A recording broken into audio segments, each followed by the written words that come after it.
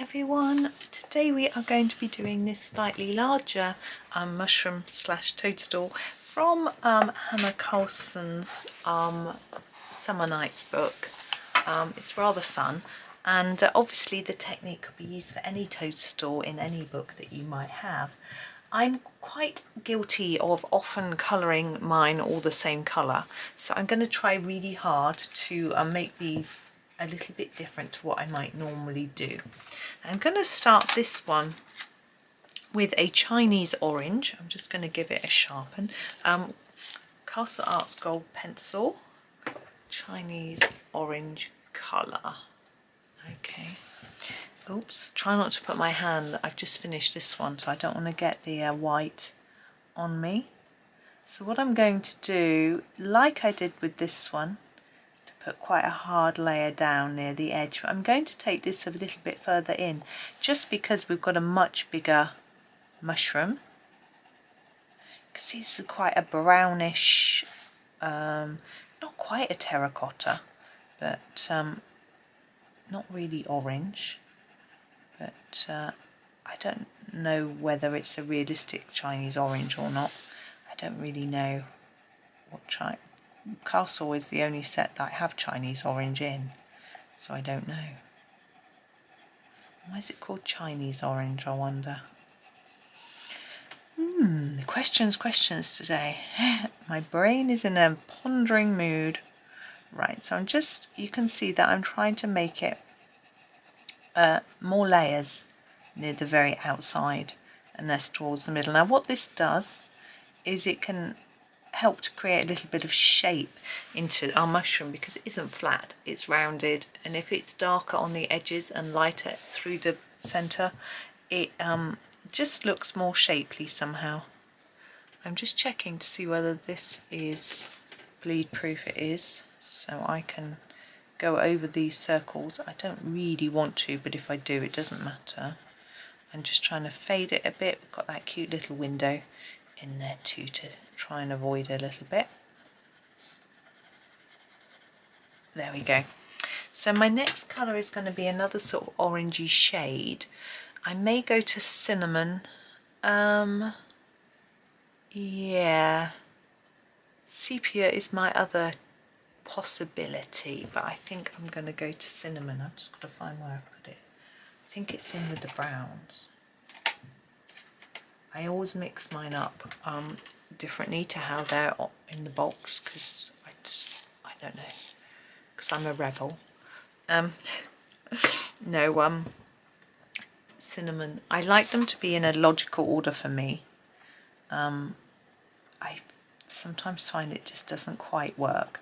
I like my yellows, for example, to be lightest to darkest and then lead to orange and red, then the reds lead to pink, and then the pinks lead to purples, to blues, to turquoises, to greens, to this works quite well, look, the colours work together nicely. Then from greens to browns to, yeah, to sort of greys, and then blacks, browny greys, cold greys, and then black.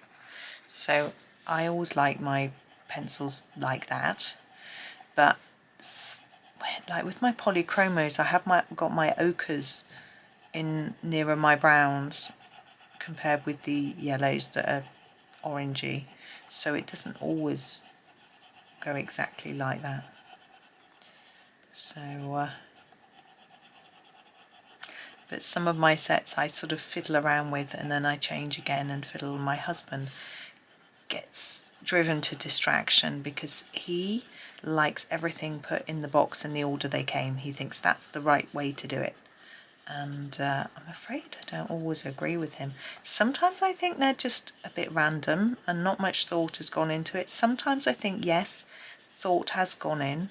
Right, I want a sort of browny yellow now. What do I have? The Terracotta Light, I think, will work. But where have I put it? Is that it? Yeah. Oops. It's going to brighten it up a bit, make it warmer. I'm going to put it over everything. I find it's layering up works quite well I think it depends how heavy-handed you are, how well this works. If you're very heavy-handed, then you can end up obscuring the colour underneath too much, and then it doesn't really layer. Also, if you're using pencils that aren't very transparent, that you have to be a bit more careful. It still can work, but you have to make your layers very light. But I'm quite happy with that. If you compare it with that, it just looks a little bit warmer. You can still see the changing colour from light to dark, which is what I'm wanting to show. I like that this is a house. I love the idea of a mushroom house. Problem with living in a mushroom house is, would it last forever? 'Cause surely mushrooms don't last forever. But I guess it's all fiction and fantasy, so maybe yes it would. I think they're so cute. The idea there's a little tiny creature of some description, whether it be a sort of pixie or fairy or some sort of bug living in this house, a little insect or something like that. It's just so cute. I used to read a lot of Enid Blyton as a child. Very, very English, British, I should say, I guess, books. And I don't know whether they got across the world or not, but she always had a lot of fairy folk in her stories. I'm going to finish with a much brighter yellow. I'm going to go with the cadmium because it is a little bit brown. If you look, you can see the end is quite brownish. I'm just going to sharpen it. And I'm going to put a fairly bright layer just to make it really sort of warm. Yeah, so there was always fairy folk in her stories. She had so many. I had read a very small percentage of them, I think. And I read some to my children as well. They were fans. I liked the school books that she wrote, boarding school books. But my boys didn't like those. They're very much based around girls anyway. But they liked the Magic Faraway Tree and the Enchanted Wood and the Folk of the Faraway Tree. Those sort of series. I think that was about all they liked, really. I tried to get them into Secret 7 or Famous 5. They just weren't really in it. It wasn't their thing. And I used to have the Mr. Twiddle books. He was a little bit annoying though. But I had a lot of books that were passed on to me. I was very fortunate to have a cousin who was just sort of, I think maybe, yeah, I guess she's probably 5 years older than me. And because she had older brothers and sisters as well, by the time she had finished with her books, she had a good collection, you know, because various gifts to herself and her siblings. And so she passed them on to me. And so that was really nice. I had a lovely selection of various books. So I was lucky. I remember having the sort of middle bookshelf in the sitting room. I had some bookshelves one side of the fireplace. There we go. I feel that these don't look even. This looks darker. I'm using my terracotta light. I'm just going to try and just even it up a little bit. I just heard a growling noise and I couldn't tell, you'll laugh, whether it was the dog outside or my stomach. Right, let's move on. I will leave the dots bits because I'll probably use a white pen again. I might not. I don't know. Anyway, I'm going to leave it for now. I'm going to do the window. I'm going to grab a nice dark brown. What do we have? Burnt umber. Where are you, burnt umber?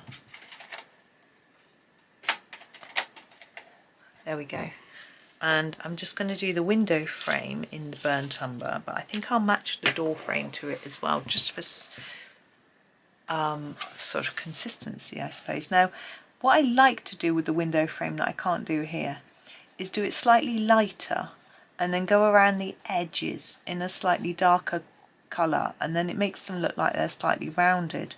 but because this is so thin and these pencils don't sharpen to a very fine point, I think I'm just going to have to leave it with quite a solid line on it, but I think it's fine.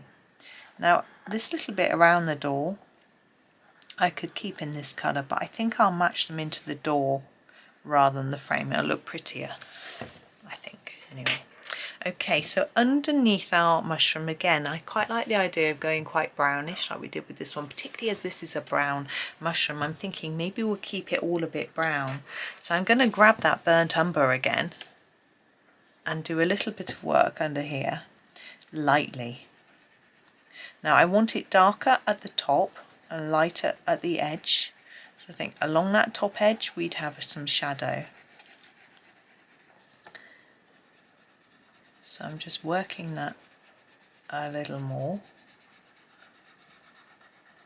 like that. And then I'm really going to come in here and do a very hard line along this edge here. Almost, if you can, going over the black line that's there. And the same here up into that little gap. Just scumbling it down like that. Now I'm also thinking I've got a bit of shadow here under the skirty bit. I'm doing it lightly here though, because I don't want it to look really dark brown, just shadowy.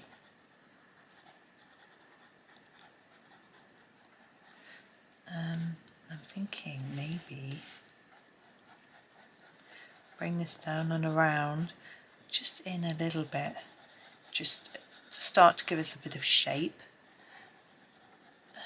I'm not going to do it on that bit because it's going to be a bit lighter. I often think this skirty bit needs to be a bit lighter.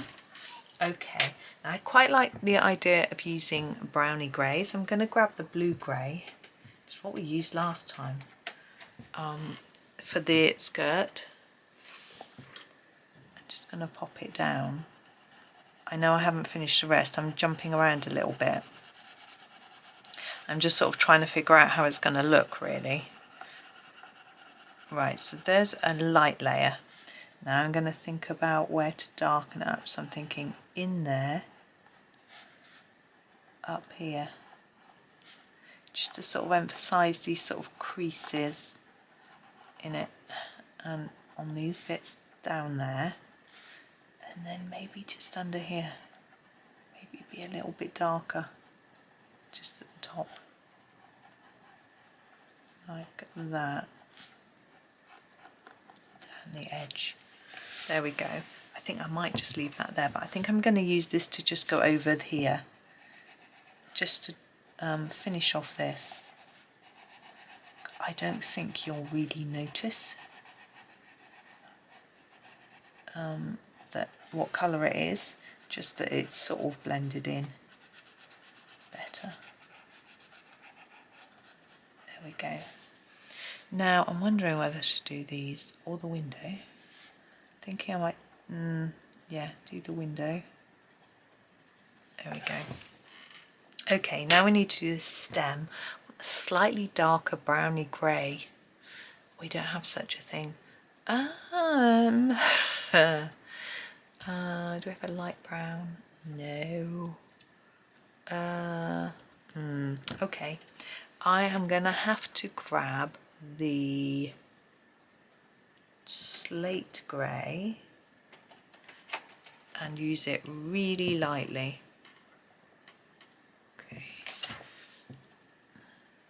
So I'm actually going to go over that edge where I started marking it out. And then really gently bring it in.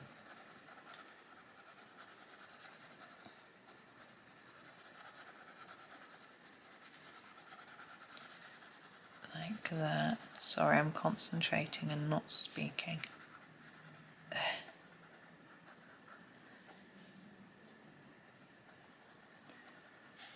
Got my son home all day tomorrow. His lesson's cancelled. But I think I'm going to have to try and trust him to get on with some work on his own while I make a few videos, because I've got a bit of catching up to do still from the holidays. and I want to get on because I'm enjoying it. Now I think I'm going to put a really dark line down that edge and then blend it in. Do the same on this side. I quite like it like that, and then it really gives more of a 3D look. But I need to take that colour in a bit more, or else it's going to look a little bit weird.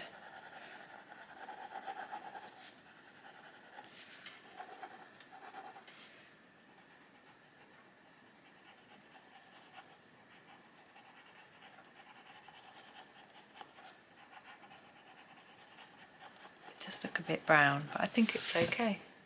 I like that. Okay, we have now got our door. I'm wondering whether I had thought about taking one of the colours from the top, but I think we'll do it slightly differently. Maybe we'll try an orange. The oranges are really bright. Let's put it down anyway.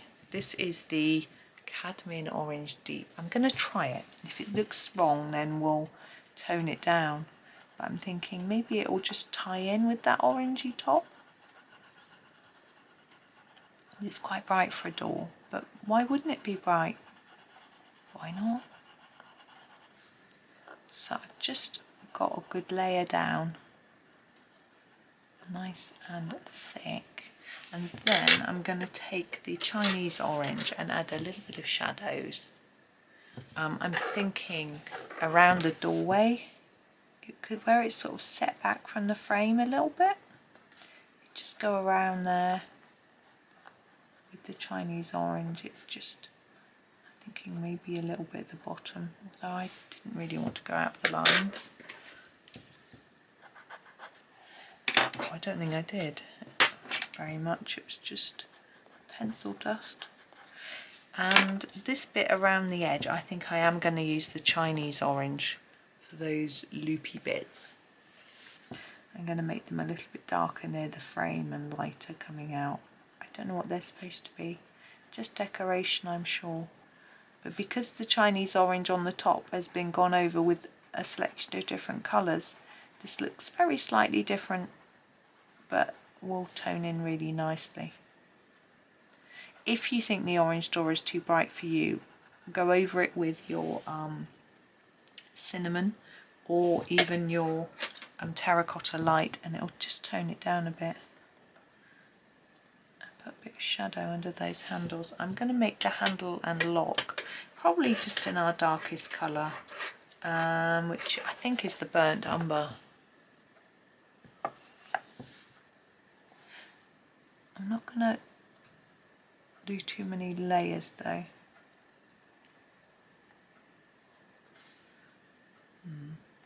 I'm just wondering whether I do want to go over that in the, yeah, I think I'm going to go over the door in the terracotta light just to tone it down a little bit. Just feels a bit bright. There we go. Now our bits on the mushroom. Now I usually make them a light colour and lighter than the mushroom, but I'm wondering whether to make them a bit darker this time. Maybe do them in a Mars black, just so that it's a bit different, because you know I always do them the same. So here's the Mars black. Now Mars black is a browny black. It's quite a dark colour. I just think it'll be different and fun. We'll try it. If you don't like it, you can always do yours in white. So I'm going to keep it quite dark at the bottom and lighter towards the top, just to help emphasise that sort of 3D look that the larger ones have got. The little ones not so much so, they don't look so 3D.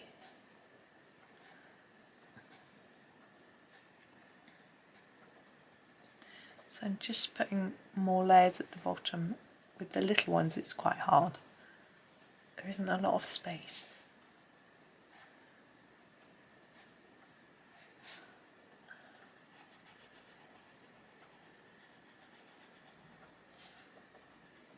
Just working across.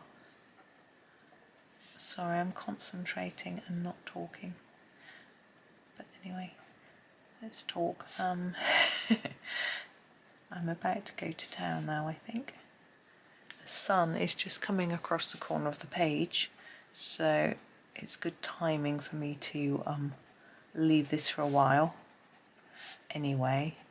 And I need to go and post a letter and pick up something that I ordered. I ordered something last night into John Lewis, and it's in my Waitrose already today, which is pretty amazing. I'm very impressed. What I'm going to do is I'm going to add some white dots. So there are dots on here. I'm going to add those in white, but leave the other ones in black, just to add a bit of variation. I'm going to use Hannah's dots as a guide. I might not hit them exactly when I'm putting my pen down. I don't think that matters. We get a mixture of white and black then.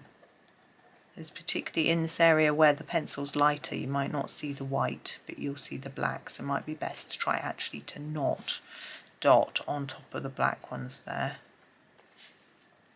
Yeah, I ordered my children some new lunch boxes. I did tell the story the other day of how they left them in their bag over Easter for 2 weeks, unwashed.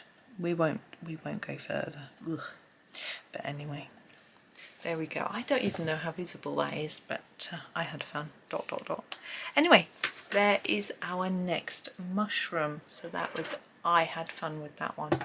So I hope that was okay. Hope you have a really lovely day. Have fun, colour some mushrooms. Yeah, have a lovely day, and thank you very much for watching, and happy colouring.